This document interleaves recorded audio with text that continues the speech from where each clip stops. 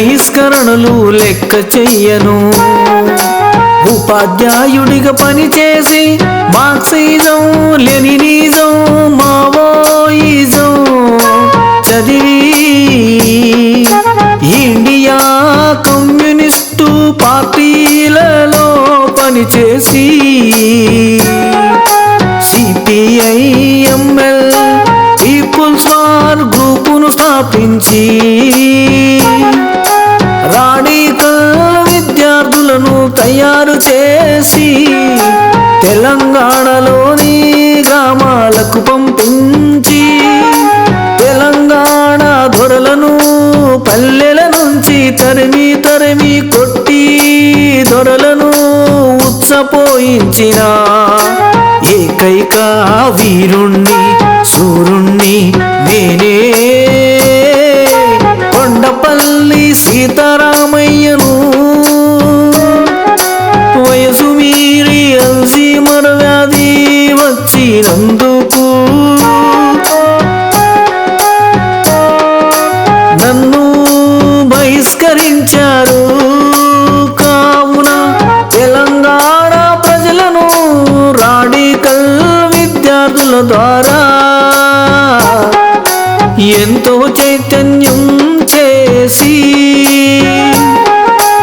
ఇండియాలో అగ్రస్థానంలో నిలబెట్టాను.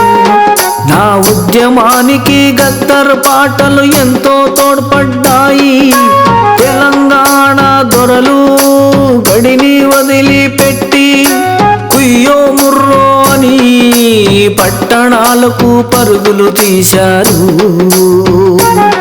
నా ఉద్యమంలో ఎంతో మంది దొరలు, పోలీసులు, పీపుల్స్ వార్ ఉద్యమకారులు, ప్రజలు లక్షల్లో చనిపోయారు. పోలీసులు, పీపుల్స్ వార్ ఉద్యమకారులు ఒకరినొకరు కాల్చుకొని వేల మంది చనిపోయారు. పాటా పార్టీ కామ్రేడ్ మత్సల్ల వెంకటరెడ్డి ఏమంటాడంటే నెలకు 30,000 జీతం లేక పని లేక ప్రజలు చనిపోయారు. ఇప్పుడు పాటా పార్టీకి ఓటేసి అధికారం ఇస్తే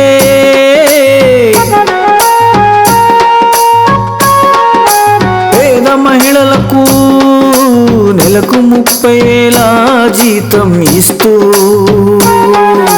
పని ఇస్తూ చదివిస్తూ ఉచిత కళ్యాణం చేస్తూ ఉచిత వైద్యం చేస్తూ 2 తులాల బంగారు చైనీస్తూ ప్రతి మహిళలకు 1 కారు ఉచితంగా ఇస్తూ తెలంగాణ మహిళలను పైకి తీసుకొస్తా.